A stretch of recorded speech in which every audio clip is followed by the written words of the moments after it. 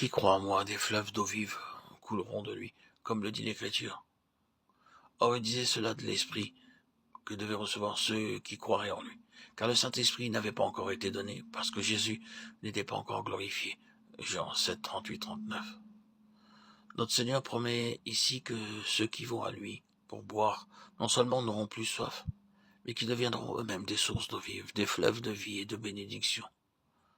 En rappelant cette promesse, Jean nous explique qu'elle concernait le moment où l'Esprit serait donné. Il nous dit aussi la raison de ce délai. Le Saint-Esprit n'avait pas encore été donné parce que Jésus n'était pas encore glorifié.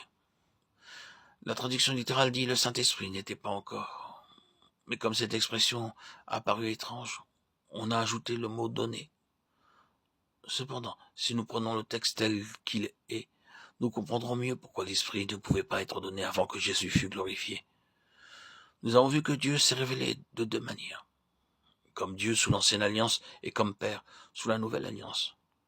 Nous savons aussi que le Fils, après avoir été dès le commencement avec le Père, Jean 1, 1, 2, entra dans une nouvelle phase d'existence en devenant chair, Jean 1, 14. Lorsqu'ensuite il remonta au ciel, il était toujours le Fils unique du Père. Et pourtant il n'était plus le même qu'auparavant, car alors, comme Fils de l'homme, il était le premier-né d'entre les morts, Colossiens 1, 18, Apocalypse 1, 5. Revêtu de cette humanité glorifiée qu'il avait sanctifiée parfaitement pour lui-même.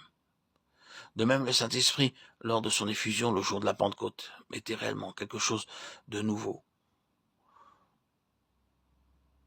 Sous l'ancienne alliance, il avait toujours été appelé l'Esprit de Dieu ou l'Esprit de l'Éternel.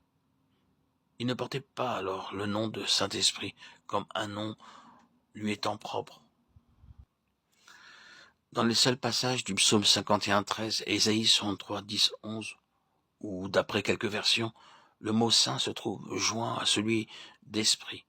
Le texte hébreu dit l'esprit de sa sainteté. C'est donc comme l'Esprit de Dieu qu'il est mentionné, et non comme troisième personne de la Trinité. Ce n'est que dans le Nouveau Testament que l'Esprit porte le nom de Saint-Esprit. Ce n'est que lorsqu'il vint préparer la voie pour Christ et lui former un corps que ce nom lui fut donné, Luc 1, 15, 35.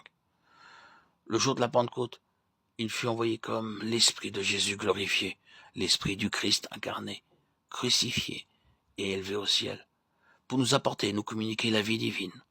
Non une vie venant directement de Dieu, mais la vie mêlée de nature humaine dont avait vécu Jésus-Christ